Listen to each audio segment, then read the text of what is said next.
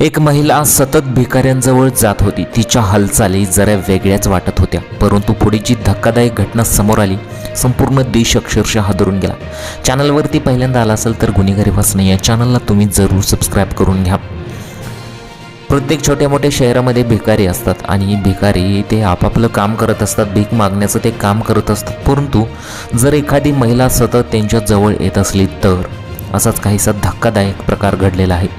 एक महिला ती सतत भिकाऱ्यांच्या शेजारी किंवा भिकाऱ्यांच्या आसपास जवळ येत होती आणि सर्वांना एक आश्चर्याचा धक्काच बसला. शहराच्या मुख्य रेल्वे स्टेशन बाहेरील एका वडाच्या झाडाखाली बसून ती महिला कधीकधी दिसत होती. ती एका गुन्हेगारावर नाही तर रस्त्यावर राहणाऱ्या रघु नावाच्या एका भिकाऱ्यावर आणि त्याच्या टोळीवर नजर ठेवून होती. त्यांच्या दाट केसांचे आणि काटक शरीराचे रहस्य काय? पहाटेची सुरुवात निसर्गाची जुळवून घेताना पहाटेचे 5:30 वाजले होते. शहर अजून पूर्ण जागे झाले नव्हते, पण रघुची हालचाल सुरू झाली. मग अदिती नावाची ती महिला होती. रघु उठल्याबरोबर कुठल्याही टूथपेस्टचा वापर न करता कडुनिंबाच्या काडीने दात घासतो. त्यानंतर त्याने जवळच्या सार्वजनिक नळावर थंड पाण्याने आंघोळ केली. संशोधकांची नोंद, त्यांच्या केसावर गरम पाणी कधीच पडत नाही. थंड पाणी डोक्यातील रक्ताभिसरण वाढवते, ज्यामुळे केसांची मुळे नैसर्गिकरित्या उत्तेजित होतात. साधेपणा आणि पोषण. सकाळी 9च्या सुमारास रघुला एका हॉटेलबाहेर उरलेले पोहे आणि काही केळी मिळाली. त्याने ती केळी सालीसकट नाही पण व्यवस्थित सोलून खाल्ली. आता तुम्हाला प्रश्न पडला असेल की मग अदिती नावाची ती महिला होती, ती भिकाऱ्यांजवळ जाऊन असं का करत होती? तर ती अदिती नावाची महिला होती ती डॉक्टर संशोधक होती. म्हणजे ती अदिती नावाची जी महिला होती सायकोलॉजिस्ट होती.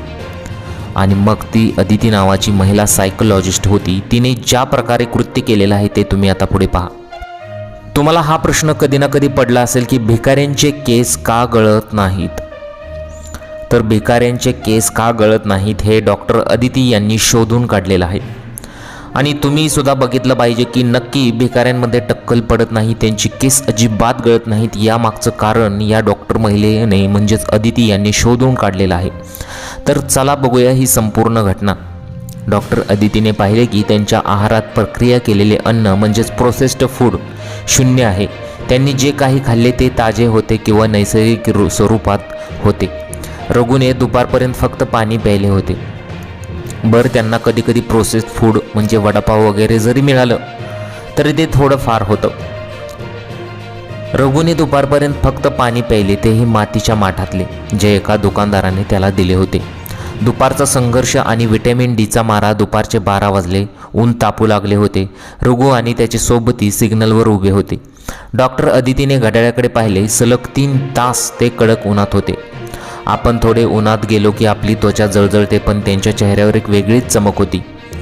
सतत उन्हात राहिल्यामुळे त्यांच्या शरीरात मेलोनिन आणि व्हिटॅमिन डीची पातळी उच्च आहे. हेच व्हिटॅमिन डी केसांच्या फॉलिकल्सना मरण्यापासून वाचवते. आपल्यासारखे लोक सनस्क्रीन लावूनच्या निसर्गाला रोखतात. हा वर्ग त्याच निसर्गाला अंगावर घेतोय.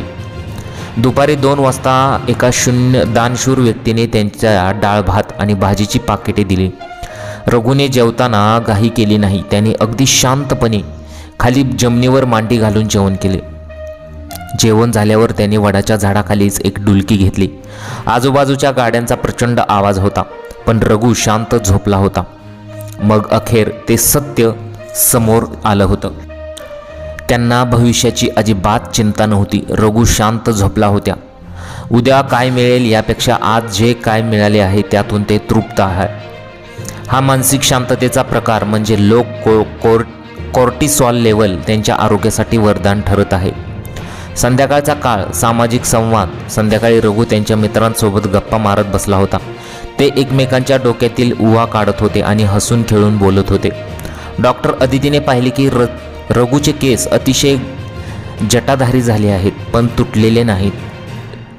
संशोधकांची मग नोंद काय आली पहा. केसांना कंगवा न लावल्यामुळे किंवा रसायने लावल्यामुळे केसांच्या नैसर्गिक रचनेत न्यूट्रल टेक्स्चर कोणताही बदल झालेला नाही.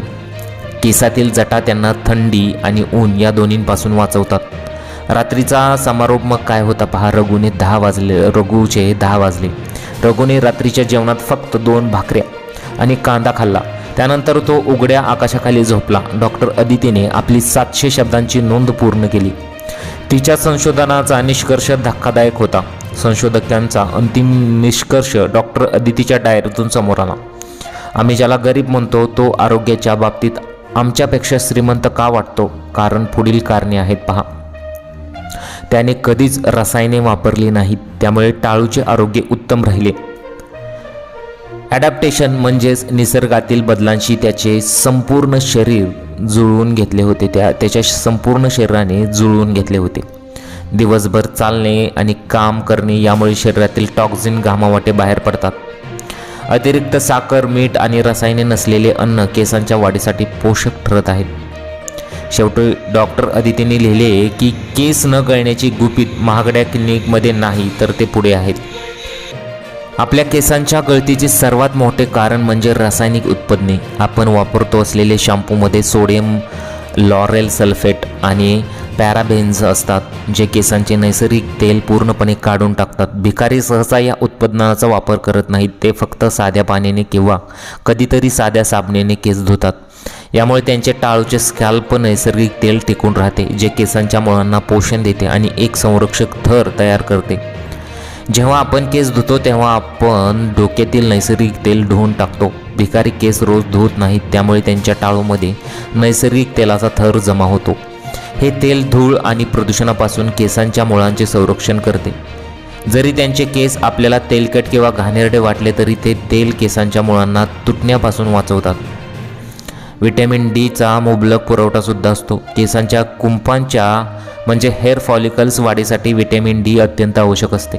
आपण बहुतांश वेळा AC ऑफिसमध्ये किंवा घरात घालवतो, ज्यामुळे आपल्याला पुरेसे ऊन मिळत नाही. याउलट भिकारी दिवसभर उन्हात असतात. त्यांच्या शरीरात व्हिटॅमिन डीची निर्मिती नैसर्गिकरित्या जास्त होते, ज्यामुळे केसांची मुळे मजबूत होतात. आपण केसांवर अनेक प्रकारचे प्रयोग करतो. उदाहरणार्थ हेअर ड्रायर, गरम वारा म्हणजेच hair dryer, straightening, colouring, hair spray आणि जेल या सर्व गोष्टींमुळे केसाचे प्रोटीन म्हणजेच केरेटिन कमकुवत होते. भिकारी अशा कोणत्याही आधुनिक उपकरणांचा वापर करत नाहीत, त्यामुळे त्यांचे केस नैसर्गिक स्वरूपात वाढतात. अन्नातील विविधता आणि उपवास. भिकाऱ्यांना जे अन्न मिळेल त्यात अनेकदा विविधता असते. घरगुती जेवण तर कधी फळे, विज्ञानानुसार कधीकधी शरीराला मिळणारे कमी कॅलरीज अन्न म्हणजेच इंटरमिटेड फास्टिंग सारखी स्थिती शरीरातील पेशींच्या अनुतनीकरणाची प्रक्रिया वेगाने करते. याला ऑटोफॅजी असं म्हणतात, ज्याचा सकारात्मक परिणाम केसांच्या वाढीवर होऊ शकतो. तुम्हाला या घटनेबद्दल काय वाटतं? तुमच्या प्रतिक्रिया मला कमेंट बॉक्समध्ये जरूर कळवा.